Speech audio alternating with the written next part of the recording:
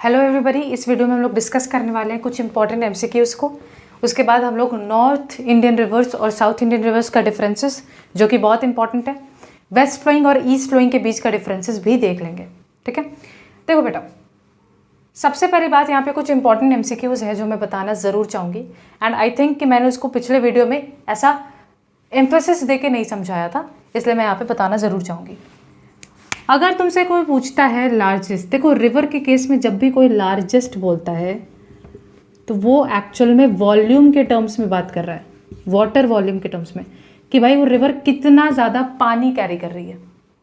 और रिवर जो जितना ज़्यादा ट्रिब्यूटरीज के साथ मिलेगी अपने जर्नी के दौरान उतना ज़्यादा पानी कैरी करेगी। भाई मेन रिवर बह रहा है, जितना ज़्यादा ट्रिब्यूटरीज उसके साथ कनेक्ट होगा उसके जर्नी के दौरान उतना ज़्यादा रिवर के पास पानी होगा। तो जब हम लार्जेस्ट बोलते हैं तो हम रिवर के वाटर वॉल्यूम के हिसाब से बोलते हैं, एंड जब हम लॉन्गेस्ट बोलते हैं तो हम उसके लेंथ के हिसाब से बात करते हैं। ठीक है, ये बात तो तुम्हें पता होना चाहिए। ठीक है, अब इंडिया का लॉन्गेस्ट रिवर बोले लेंथ के हिसाब से या वाटर वॉल्यूम के हिसाब से लार्जेस्ट रिवर बोले, ज़बान पे नाम सिर्फ गंगा माँ का आना चाहिए। ठीक है, गंगा। अब गंगा का जो लार्जेस्ट ट्रिब्यूटरी है, गंगा रिवर मैंने पूरी बहुत ही अच्छे तरीके से बताया है, गंगा नदी में जुड़ने वाली सबसे ज़्यादा वाटर वॉल्यूम के साथ वाली ट्रिब्यूटरी कौन सी है? गंगा नदी में बहुत सारे ट्रिब्यूटरीज जुड़ते हैं, ऐसी कौन सी ट्रिब्यूटरी है जिसके पास बहुत ज़्यादा पानी है? दैट इज़ बेटा घाघरा। घाघरा वाटर वॉल्यूम के हिसाब से बता रही हूँ। एंड लेंथ के हिसाब से बात करें तो डाउट ही नहीं होना चाहिए, यमुना। अगर लेंथ के हिसाब से सबसे लंबी ट्रिब्यूटरी जो गंगा में जुड़ती है वो है यमुना, एंड वाटर वॉल्यूम के हिसाब से लार्जेस्ट अगर बात करें दैट इज घाघरा। ठीक है, तो ये बेसिक एमसीक्यूज थे। अब यहाँ पे मेरे को एक बात समझाने दो, दोनों शब्द तुमको कहीं एग्जाम में कंफ्यूज ना करें। देखो, एक होता है साउथ गंगा, इसी को हिंदी में साउथ को क्या बोल सकते हैं? दक्षिण। दक्षिण गंगा, साउथ को हिंदी में दक्षिण बोलते हैं, दक्षिण गंगा। और एक हो सकता है गंगा ऑफ द साउथ। है, ये दोनों में कोई डिफरेंस है? बिल्कुल है, ध्यान से सुनो। गंगा ऑफ द साउथ या दक्षिण भारत की Ganga.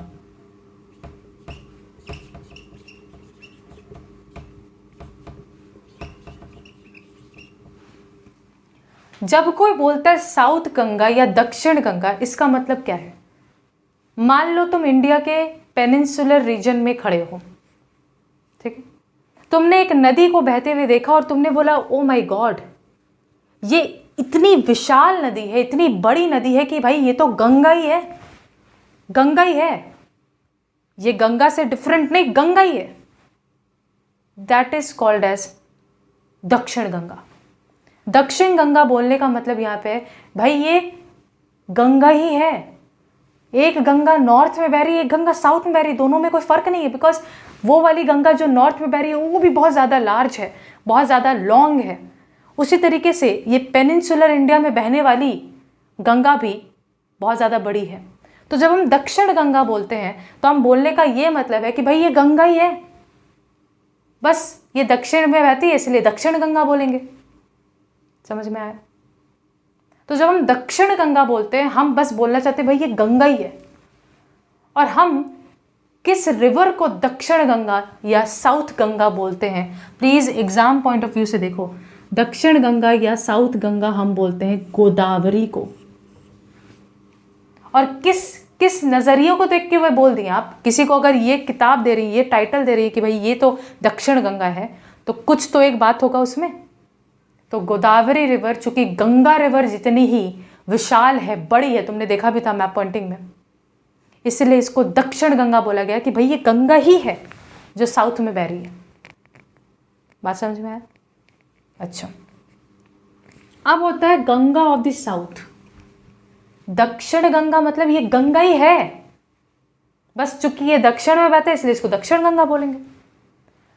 Ganga of the south का मतलब क्या है?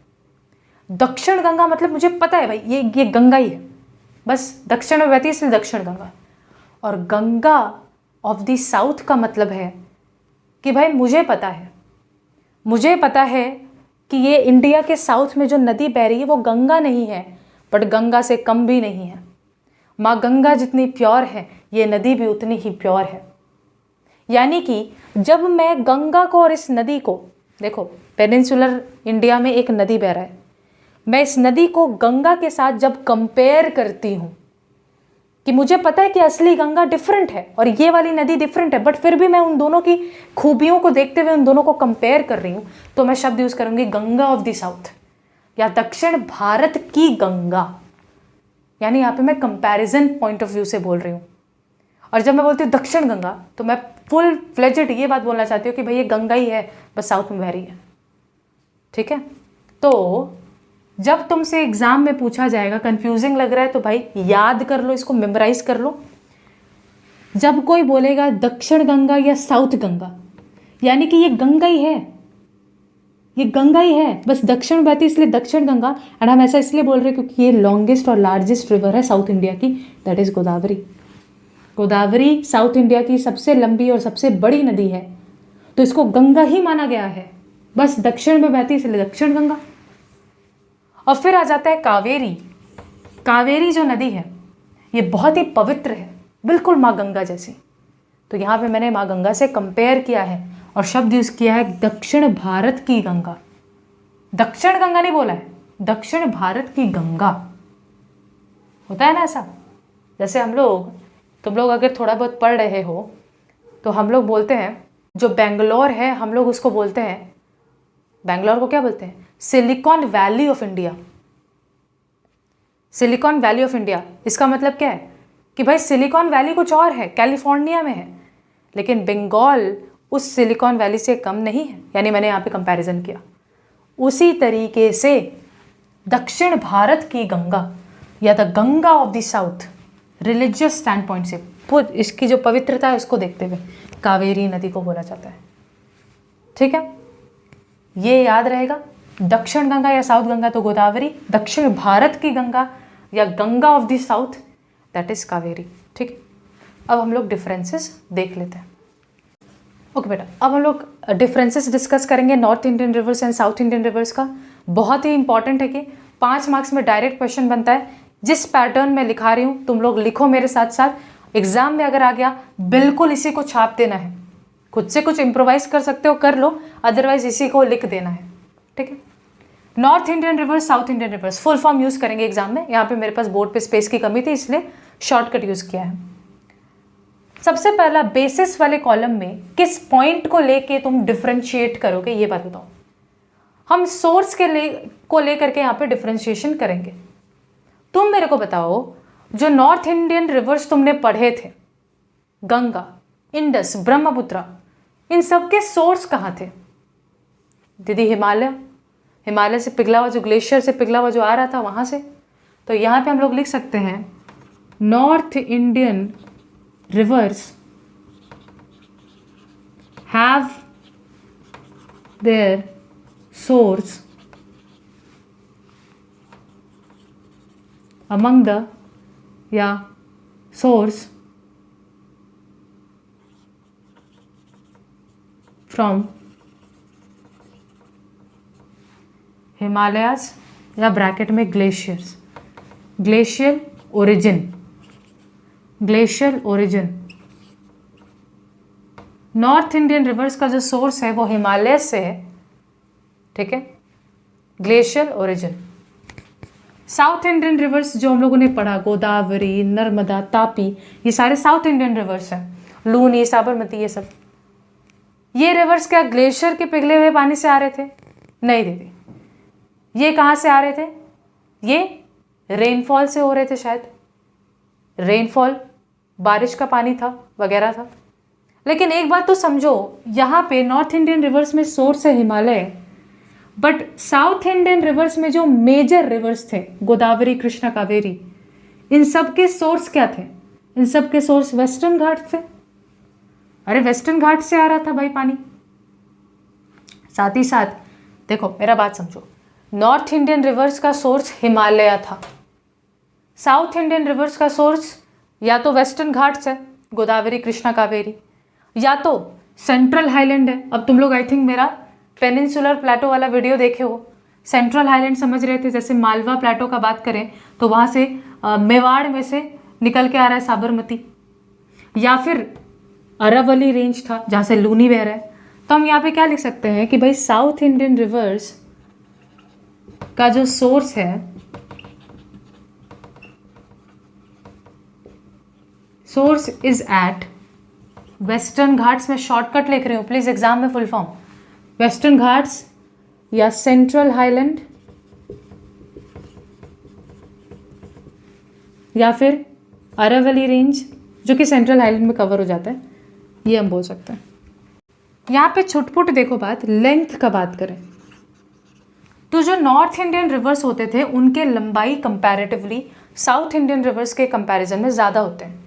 तो they are, North Indian rivers का बात करें, दे आर कंपैरेटिवली, लिखो लिखो, longer, they are comparatively longer, and यहाँ पे दे आर कंपैरेटिवली शॉर्टर। भाई एकदम छोटे नहीं होते क्योंकि हम लोगों ने गोदावरी भी देखा है जो कि अच्छा खासा लंबा है, बट कंपैरिजन वाइज छोटे ही होते हैं नॉर्थ इंडियन रिवर्स के कंपैरिजन में, है ना। फिर पेरिनियल। अब देखो बेटा पेरिनियल क्या होता है, पेरिनियल क्या होता है, PERENNIAL, पेरिनियल क्या होता है। अगर कोई रिवर में पूरे के पूरे 12 महीना पानी है, आराम से पूरे रिवर में पूरे साल तक पानी उस रिवर में रहता है, ऐसे रिवर को हम पेरिनियल रिवर बोलते हैं। बट ऐसे रिवर्स जिनमें बारिश के समय तो अच्छा खासा पानी हो जाता है, बाकी मौसम में पानी या तो नहीं होता या तो बिल्कुल ही रिवर सूख सा जाता है या फिर थोड़ा बहुत कम गहरा पानी के साथ बहता है, तो ऐसे रिवर्स को हम नॉन पेरिनियल रिवर्स बोलते हैं। जो नॉर्थ इंडियन रिवर्स हैं, चूँकि ये ग्लेशियर से पिघले हुए पानी से बनते हैं, तो ये रिवर्स पेरिनियल होते हैं, थ्रू आउट द ईयर इनके पास पानी होता है। बट साउथ इंडियन रिवर्स में ऐसा नहीं होता, चूँकि ये ज़्यादातर रेनफॉल ओरिजिन के होते हैं, तो यहाँ पे रिवर के पास पानी थ्रू आउट द ईयर बहुत कम होता है। तो हम लोग क्या बोल सकते हैं, since they are of glacial origin, since they are of glacial origin,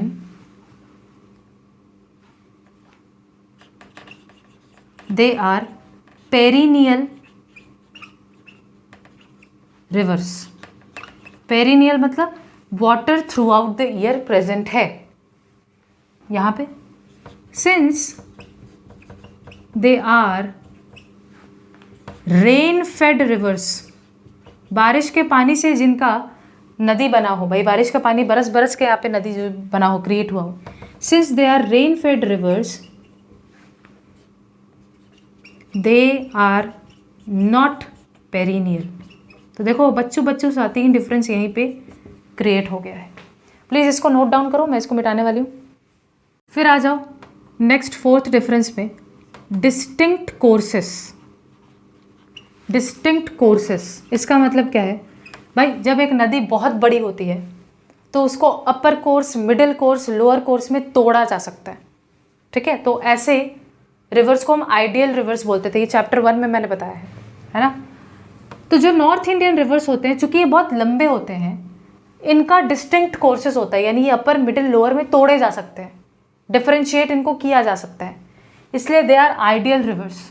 तो हम लोग क्या बोल सकते हैं, since they have distinct courses. और तुम लोग चाहो तो एग्जामिनर को एक बार बता सकते हो कि डिस्टिंक्ट कोर्सेस से तुम्हारा मतलब क्या है, upper, middle, lower. Since they have distinct courses they are ideal rivers. Example दे दो यहीं पे, जैसे माँ गंगा। गंगा रिवर एक आइडियल रिवर है क्योंकि इतनी बड़ी नदी है कि इसको अपर, मिडिल, लोअर में तोड़ा जा सकता है। साउथ इंडियन रिवर्स में since they do not have distinct courses, और अपर मिडिल लोअर एक बार एग्जामिनर को बता दिया, that's it, they are not ideal rivers. Of course ऐसा नहीं है कि साउथ इंडिया में सारे की सारी रिवर्स आइडियल नहीं होंगी, नहीं, गोदावरी तो बहुत बड़ी है तो वो एक आइडियल रिवर कहला सकते हैं हम उसको, पर छोटे छोटे रिवर्स जैसे कि क्या हो गए भाई, जैसे कि कावेरी हो गया, छोटा सा नदी है, तो वहाँ पे वो आइडियल रिवर के कैटेगरी में नहीं आ पाएगा। बात समझ में आया? अब तुम मुझे बताओ, एक शब्द तुम लोग समझते हो क्या? इरिगेशन। इरिगेशन क्या होता है मैं बताती हूँ। कभी गांव तो गए होगे, खेत तो देखे होगे, खेत में हमारे जो किसान लोग होते हैं सब्जियां जो है क्रॉप्स उगा रहे होते हैं, क्रॉप्स को पानी देना पड़ता है, तो या तो पानी बारिश के पानी से हो जाता है, या तो कई बार किसी नदी से कनेक्ट करके हमें पानी को लाना पड़ता है। नहर बोलते हैं उसको, कनाल या कैनल बोलते हैं, हम लोग पढ़ेंगे उसके बारे में। नहर हिंदी में नहर बोलते हैं, एक रिवर से कनेक्ट करके हम पानी जो है खेतों में लाते हैं, इस चीज़ को बोलते हैं इरिगेशन। ठीक है, इसी चीज़ को बोलते हैं इरिगेशन। अब बताओ, कोई नदी अगर पेरिनियल है, थ्रू आउट द ईयर उसमें पानी है, तो ये अच्छी बात है। इरिगेशन में मदद होगा या नहीं होगा खेतों में? अगर, क्योंकि खेतों में हर साल पूरे साल कुछ ना कुछ तो उगता रहता है, यानी हर साल पानी तो चाहिए ही होगा उस क्रॉप्स को उगाने के लिए। और अगर कोई रिवर पेरिनियल है, उसमें थ्रू आउट द ईयर पानी है, तो उसमें से हम पानी को यूज़ कर सकते हैं खेतों तक पहुंचाने के लिए। तो पेरिनियल रिवर्स चूँकि उनमें थ्रू आउट द ईयर पानी होता है, ये इरिगेशन को फैसिलिटेट करते हैं, इरिगेशन करने में सुविधा करते हैं। इरिगेशन क्या होता है? खेतों में पानी चलाना, बारिश के पानी के थ्रू नहीं, बाकी और सोर्सेस से, जैसे रिवर से ले लिया, लेक से ले लिया। तो यहाँ पे रिवर्स का डिस्कशन हो रहा है, तो रिवर्स का बात कर रहे हैं। तो इरिगेशन तो हम लोग बोल सकते हैं since they are perennial rivers, क्योंकि इनमें थ्रू आउट द ईयर पानी है, दे फेवर इरिगेशन, ये इरिगेशन करने में मदद करते हैं। और यहाँ पे हम लोग क्या पॉइंट लिख सकते हैं, मैं लिख नहीं रही हूँ, तुम लोग लिख लो। Since they are not perennial rivers, they do not favour irrigation, ये इरिगेशन को इतना फेवर नहीं करते हैं। ठीक है, I hope this is clear, है ना। यहाँ एक और बात लिखो, नंबर 6 डिफरेंस है टाइप। ये क्या हुआ दीदी? अभी बता रही हूँ, रुक जाओ। दे आर, लिख लो पहले, they are mostly antecedent rivers, antecedent rivers flow opposite to the direction of slope of the land। हैं क्या है ये? अरे भाई लिख लो पहले, फिर बता रहे हैं।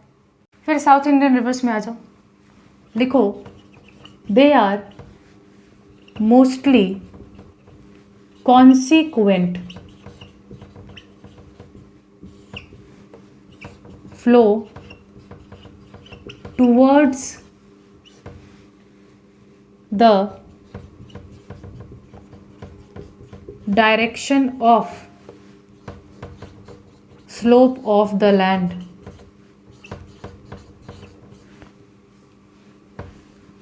except नर्मदा, तापी, और लिखो फ्लो इन रिफ्ट वैली।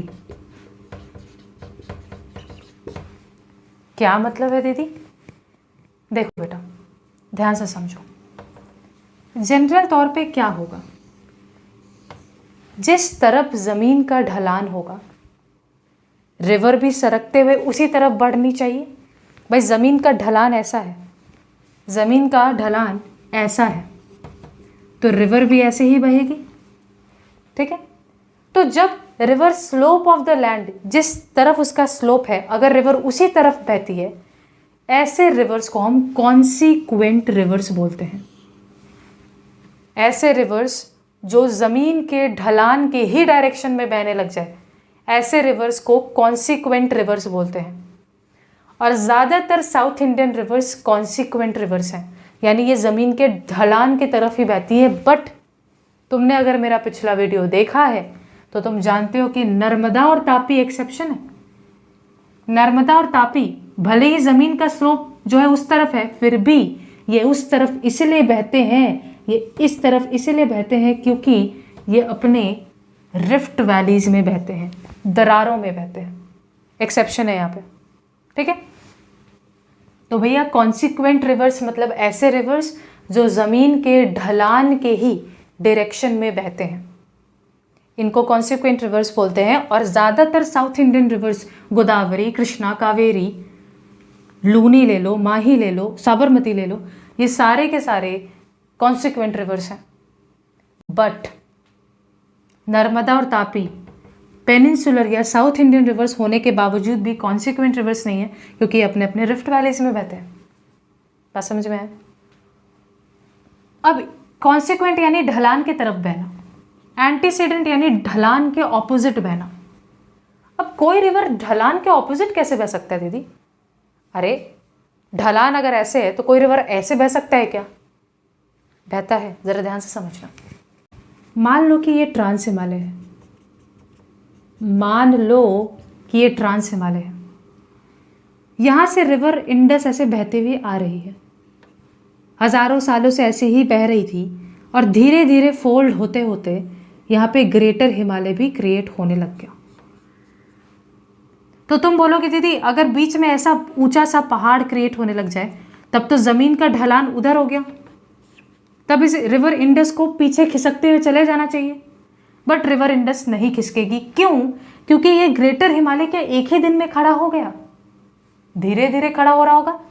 तो ये इंडस रिवर इस ग्रेटर हिमालय को फोड़ते हुए आगे निकल जाएगी। मतलब मैं ये बोली, ये ट्रांस हिमालय क्रिएट हो चुका था, यहाँ से रिवर इंडस ऐसे फ्लो होती होती आराम से आ रही थी, तो बीच में एक नया फोल्ड क्रिएट होके ग्रेटर हिमालय बनने लगा। जब ऐसा हुआ तो इस हिसाब से तुम सोचो ना, तुम ऐसे आराम से चल रहे थे और ऐसे बीच से ऐसे पहाड़ उठ रहा है, तो ज़मीन का ढलान तो इधर हो गया, तो तुम ऐसे पीछे घिसते हुए आ जाना चाहिए, ऐसे घिसकते हुए। बट रिवर इंडस ऐसा नहीं करती, उस छोटे छोटे फोल्ड को ऐसे चीरते हुए काटते हुए आगे निकल जाती है। तो यहाँ पे क्या हुआ, ज़मीन का ढलान ऐसा हो गया, फिर भी मैं उस तरफ जा रही हूँ क्योंकि मैं फोड़ते हुए आगे निकल रही हूँ पहाड़ को। ऐसे रिवर्स को बोला जाता है एंटीसीडेंट रिवर्स। और इसका एग्जाम्पल क्या होगा भाई? इंडस, ब्रह्मपुत्र। समझ में आ रहा है? ये तुम लिख के आ जाओ एग्जाम में, 5 में 5 नहीं मिला तो मेरा नाम चेंज कर दो। बट रुको, तुमको डायग्राम भी करना है, तुमको यहाँ पे डायग्राम भी करना है। तो हम फट से डायग्राम बनाएंगे जैसे मैं एग्जाम में बनाऊंगी। अगर मैं माध्यमिक देती तो मैं कैसे बनाती भाई? मैं यहाँ से लेके आती इंडस, रफ डायग्राम बनाना है, रिवर इंडस, ओहो रिवर इंडस, ठीक है। उसके बाद मैं यहीं से ऐसे लेकर आती, उसके बाद मैं यहाँ से गंगा लेकर आती,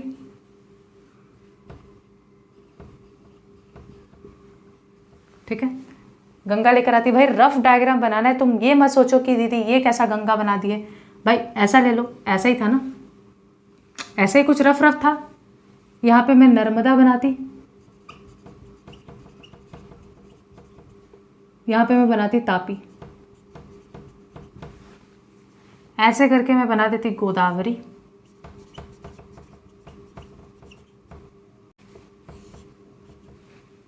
कृष्णा, कावेरी भी बनाना है तो बना दो। बस मैं ऐसा रफ डायग्राम ज़रूर नीचे बनाती, एक बक्से में इसको डालती और मेरा 5 मार्क्स का आंसर ख़त्म होता। 6 पॉइंट्स डिफरेंसेस के साथ और डायग्राम। एग्जामिनर खुश, एग्जामिनर बोला वाह क्या लिखा है इस बंदे ने या इस बंदी ने, मार्क्स बिठा दो, ठीक है। तो आई होप कि तुमको समझ में आया। अब हम लोग डिस्कस कर लेते हैं कि ईस्ट फ्लोइंग और वेस्ट फ्लोइंग रिवर्स में क्या डिफरेंसेस हैं। ईस्ट फ्लोइंग और वेस्ट फ्लोइंग रिवर्स का डिफरेंसेस। अगेन यहाँ पे मार्क्स तुम्हें बटते हुए मिल रहा है, बटोर लेते हैं इसे। सबसे पहली बात, हम सोर्स देख लेते हैं। जो वेस्ट फ्लोइंग रिवर्स हैं भाई, जो वेस्ट फ्लोइंग रिवर्स हैं उनका सोर्स तुमने कहाँ कहाँ देखा था? वैसे कौन कौन से वेस्ट फ्लोइंग रिवर्स तुमने देखा था? लूनी, माही, साबरमती, नर्मदा, तापी, ये वेस्ट फ्लोइंग रिवर्स थे। इनके सोर्सेस कहाँ थे? दीदी सेंट्रल हाईलैंड। सेंट्रल हाईलैंड में क्या क्या आता है भाई? अरावली, मालवा प्लेटो, विंध्या रेंज, है कि नहीं? लूनी का सोर्स अरावली रेंज था, साबरमती का मालवा प्लेटो का मेवाड़ वाला था, माही का विंध्या रेंज था, फिर तुम्हारा नर्मदा रिवर का मैकाल का हाईएस्ट पीक अमरकंटक था, तापी का सतपुरा में जो मुल्ताई है वहाँ पे था। तो हम लोग यहाँ पे लिख सकते हैं वेस्ट फ्लोइंग रिवर्स में मोस्ट ऑफ द रिवर्स, या फिर वेस्ट फ्लोइंग रिवर्स लिखना चाहिए हम लोगों को। Most of the west flowing rivers have their source at central highland. Central Highland, जिसमें हम लोग क्या क्या बोलना चाहते हैं सेंट्रल हाईलैंड में, लिख लेंगे यहाँ पे अरावली, भाई ये सब मैंने वीडियोस में कवर किया है, मालवा प्लेटो या फिर विंध्या रेंज, ये सारे सेंट्रल हाईलैंड में, या फिर जो मैकाल रेंज है या सतपुरा रेंज है उस पे सोर्स होता है इनका। तुमने देखा था ना भाई क्या क्या था यहाँ पे, बना ले क्या रफली। यहाँ पे लूनी था, ड्राइंग तो हमें बनाना ही था तो चलो अभी बना लेते हैं।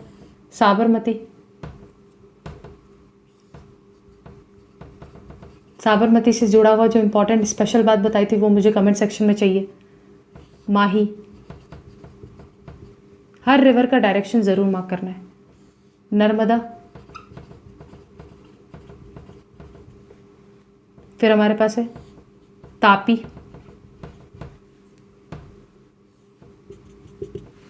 और ये क्या है? ये है गल्फ ऑफ खंबत, है ना। जो ईस्ट फ्लोइंग रिवर्स थे जैसे गोदावरी, कृष्णा, गोदावरी, कृष्णा, जो मेजर रिवर्स हैं, कृष्णा, कावेरी, ये जो वेस्ट फ्लोइंग, ये जो ईस्ट फ्लोइंग रिवर्स हैं इनके सोर्सेस कहाँ थे? Most of the east flowing rivers have their sources on western Ghats, है कि नहीं है? बिल्कुल। अब माउथ का डिस्कशन कर लेते हैं। जो वेस्ट फ्लोइंग रिवर्स हैं, और भी वेस्ट फ्लोइंग रिवर्स होते हैं भाई, लेकिन ये सब मेजर वेस्ट फ्लोइंग रिवर्स हैं। जो वेस्ट फ्लोइंग रिवर्स हैं इनका हम लोग माउथ क्या बोल सकते हैं? मेजर रिवर्स, और यहाँ पे हम वेस्ट फ्लोइंग की बात कर रहे हैं, have their mouth in gulf of Khambhat, gulf of Khambhat. समझ में आया? यहाँ पे क्या होगा भाई? साफ तौर पे दिख रहा है, बताओ। Bay of Bengal. तो भाई major rivers have their mouth in Bay of Bengal। सीधा बात है। तो सोर्स और माउथ से रिलेटेड ये डिफरेंस हो गया। ये कुछ हार्ड बात था क्या? इसी के साथ मुझे नहीं पता दिख रहा है कि नहीं दिख रहा है, एक डिफरेंस और बता दूं क्या? डिफरेंस और बता दूं, लेंथ का डिफरेंस। तुम बताओ वेस्ट फ्लोइंग और ईस्ट फ्लोइंग में ज़्यादा लंबा क्या है? East flowing rivers. तो यहाँ पे क्या बोल सकते हैं? Length of west flowing rivers is comparatively, west flowing rivers का जो लेंथ है इज कंपैरेटिवली शॉर्टर। देखो ना, लूनी, साबरमती, माही कितने छोटे छोटे रिवर्स हैं, लेकिन ईस्ट फ्लोइंग रिवर्स की तुम लोग खुद पॉइंट लिख लोगे, जो ईस्ट फ्लोइंग रिवर्स है वो कंपैरेटिवली लॉन्गर है। तो यहाँ पे 3 डिफरेंस हो गया है। आगे बढ़ते हैं। नंबर 4 डिफरेंस आ जाता है यहाँ पे वाटर कंटेंट का। तो दी वाटर कंटेंट यानी कितना पानी है किसी भी रिवर में। जितना ज़्यादा पानी होगा, देखो जो रिवर जितना ज़्यादा ट्रिब्यूटरीज के साथ जुड़ता है अपने जर्नी के दौरान, उतना ज़्यादा उसमें पानी प्रेजेंट होता है। जो वेस्ट फ्लोइंग रिवर्स हैं उनके साथ उनके जर्नी में बहुत कम ट्रिब्यूटरीज जुड़ते हैं, इसलिए इनके पास कंपैरेटिवली पानी कम होता है। लेकिन जो ईस्ट फ्लोइंग रिवर्स होते हैं इनके साथ इनके जर्नी के दौरान बहुत सारे ट्रिब्यूटरीज जुड़ते हैं, तो इनका पानी का मात्रा भी बहुत ज़्यादा होता है। तो हम क्या बोल सकते हैं, less number of tributaries join the west flowing rivers, so they have lesser water content, they have lesser water content। और यहाँ पे क्या लिख सकते हैं, more number of tributaries join the east flowing rivers, so they have high water content। है ना, बात समझे? ठीक है, ये 4 डिफरेंस हो गया। आखिरी वाला डिफरेंस सबसे इंपॉर्टेंट डिफरेंस है, ठीक है, इसलिए मैं इसको मिटा के उसको बताना चाहती हूँ। तुम लोग चैप्टर 1 का वीडियोस देखे हो तो उसमें मैंने एक्सप्लेन किया है डेल्टा के बारे में। डेल्टा कब बनता है याद है दीदी? डेल्टा तब बनता है जब रिवर का स्पीड बहुत कम हो। रिवर पहाड़ी इलाके से निकलती है और एंड में पहुँचते पहुँचते अपने माउथ के करीब बहुत ज़्यादा थक जाती है, और इसी थकावट के कारण अपने माउथ पे बहुत ह्यूज डिपोजिशन करने लग जाती है, उल्टियाँ करने लग जाती है, और उससे एक लैंडफॉर्म क्रिएट हो जाता है जिसे हम डेल्टा बोलते हैं, याद है? बट डेल्टा बनने के कंडीशंस क्या क्या थे?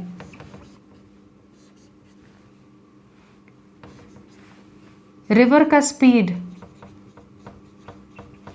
का गिर जाना, बहुत कम स्पीड होना, और रिवर का स्पीड के गिर जाने के अलावा जो ज़मीन है उसका स्लोप बहुत कम होना। भाई ऊंचा ढलान का ज़मीन है तो रिवर का स्पीड तो धड़ धड़ धड़ धड़ बहुत ज़्यादा तेज होगा।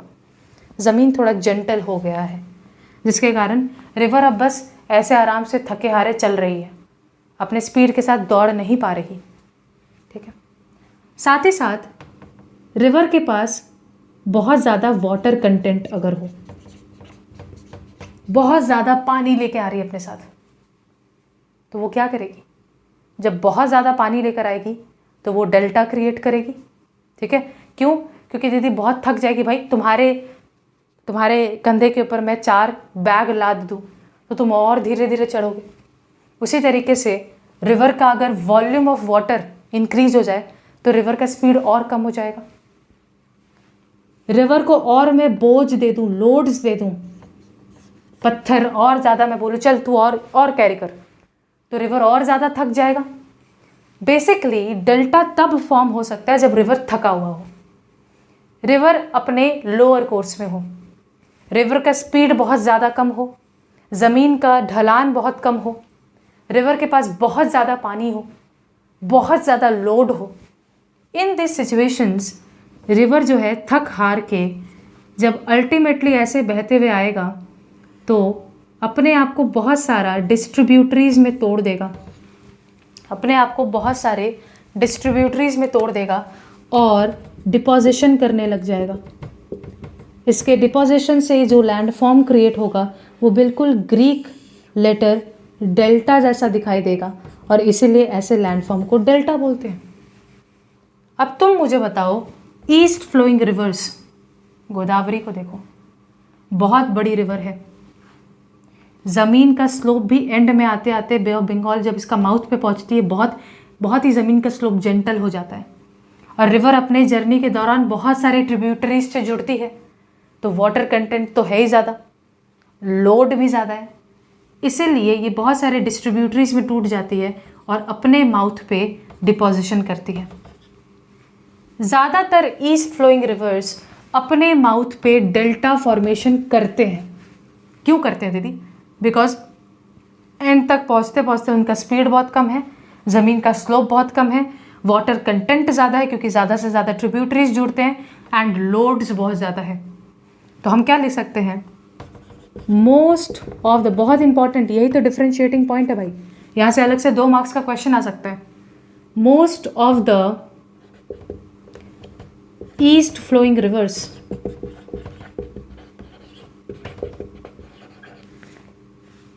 फॉर्म डेल्टा, बिकॉज, क्यों डेल्टा फॉर्म करते हैं?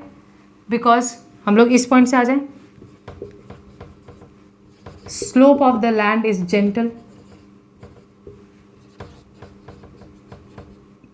Reverse speed is slow, water content and load is high, and इसीलिए ईस्ट फ्लोइंग रिवर्स अपने माउथ तक पहुंचते पहुंचते डेल्टाज क्रिएट करते हैं। अब अलग से भी क्वेश्चन आ सकता है और यहाँ पे डिफरेंस के तौर पे भी समझो, west flowing rivers delta create नहीं करते। क्वेश्चन आ सकता है कि क्यों नहीं करते? 2 मार्क्स में क्वेश्चन आ सकता है कि भाई तुम ये बताओ कि वेस्ट फ्लोइंग रिवर्स जैसे कि नर्मदा, तापी, ये अपने माउथ पे डेल्टा क्यों नहीं क्रिएट करते हैं? अच्छा दीदी, डेल्टा नहीं क्रिएट करते तो समझो, जब रिवर इस तरीके से बहता है कि वो अपने आप को एंड में जाके इन सब कंडीशंस होने के कारण बहुत सारे टुकड़े में तोड़ देता है, तब जो लैंडफॉर्म क्रिएट होता है उसको डेल्टा बोलते हैं। लेकिन अगर रिवर ऐसा ना करे, ये पूरा ज़मीन है, ये पूरा ज़मीन है, और रिवर ऐसे बहता हुआ आए, अपने आप को तोड़े ना, और ऐसे ही जाते जाते पूरे ओशन से मिल जाए, यानी ऐसे मैं चलती चलती चलती बस ओशन में मिल गई, अपने आप को डिस्ट्रीब्यूटरीज में नहीं तोड़ा, तो ये जो क्रिएट हो गया है, ये देखो एक पतला सा, ऐसा नहीं लग रहा कि ऐसे किसी ने ऐसे, जैसे हम लोग केक काटते हैं यहाँ से ऐसे कैसे कट दिया है, काट करके यहाँ पे रख दिया और यहाँ से रिवर आ करके ओशन से जुड़ रही है। जब रिवर एक ही स्ट्रीम में अपने आप को ओशन से मिला देती है, तब जो इर्द गिर्द ऐसे नैरो से लैंडफॉर्म क्रिएट होते हैं, इन्हीं को बोला जाता है एस्टुअरी। समझ पाए भाई? जब रिवर इस तरीके से आती है अपने माउथ तक कि अपने आप को डिस्ट्रीब्यूटरीज में तोड़ देती है, तब जो लैंडफॉर्म क्रिएट होता है वो होता है डेल्टा। एंड जब रिवर ऐसा नहीं करती, तब जो क्रिएट होता है उसको बोलते हैं एस्टुअरी। यहाँ पे डिफरेंस दिखा रही हूँ, देखो, रिवर ऐसे आई, ऐसे करके अपने आप को तोड़ दिया, तो भाई तोड़ दिया तो यहाँ तो डिपोजिशन कर रही होगी ना, बीच बीच में ऐसे जो अपने आप को डिस्ट्रीब्यूटरीज में तोड़ी, ऐसे बीच बीच में डिपोजिशंस क्रिएट हो गए। इस डिपोजिशन से जो लैंडफॉर्म क्रिएट हुआ है that is known as delta. But मान लो ऐसा नहीं हुआ, ऐसे करके ये ओशन है और रिवर आई और ओशन से डायरेक्ट मिल गई, तब ये जो क्रिएट हो गया है, ये वाला पार्ट, इसको बोलते हैं एस्टुअरी। और जो वेस्ट फ्लोइंग रिवर्स है नर्मदा, तापी, ये एस्टुअरी क्रिएट करते हैं, डेल्टा नहीं करते। क्यों? क्योंकि भाई उनको अपने आप को डिस्ट्रीब्यूटरीज में तोड़ने की नौबत नहीं आई। क्यों नहीं आई दीदी नौबत? देखो, रिवर का स्पीड कम होगा तब जाके डेल्टा बनता है, यहाँ रिवर का स्पीड कम नहीं है, जो स्लोप है वो जेंटल होगा तब जाके डेल्टा बनता है। यहाँ पे स्लोप जेंटल नहीं है। जब वाटर कंटेंट बहुत ज़्यादा होगा तब डेल्टा बनता है, यहाँ पे वाटर कंटेंट उतना नहीं है। जब लोड बहुत ज़्यादा होगा तब डेल्टा बनता है, यहाँ पे लोड ज़्यादा नहीं है रिवर के पास। नर्मदा और तापी रिवर्स जब बहती हैं तो ढलान बहुत ज़मीन का तेज है, slope of the land is very high, जिससे रिवर का स्पीड कम ही नहीं हो पाता, तो रिवर एक ही साथ धड़ाके से जाके ओशन में लड़ जाती है, उसको डिस्ट्रीब्यूटरीज में टूटना नहीं पड़ता। इसीलिए जो वेस्ट फ्लोइंग रिवर्स हैं वो अपने माउथ पे एस्टुअरी फॉर्म करते हैं, डेल्टा नहीं बनाते। क्यों दीदी, क्या लिखेंगे आंसर यहाँ पे? Most of the west flowing rivers form estuary. Estuary मतलब दीदी भाई एक ही धड़ाके से रिवर जाके ओशन से लड़ जाती है, डिस्ट्रीब्यूटरीज में अपने आप को नहीं तोड़ती। क्यों दीदी, ऐसा क्यों होता है? बिकॉज बिल्कुल इसका opposite, because the slope of the land is steep. Steep का मतलब जो जेंटल ना हो, ये होता है जेंटल और ये होता है स्टीप। अगर ज़मीन इतना तीव्र है, इतना तेज है, तो रिवर धड़ धड़ धड़ धड़ फिसलते हुए चली आएगी, बहुत हाई स्पीड होगा, जिसके कारण स्पीड इज हाई।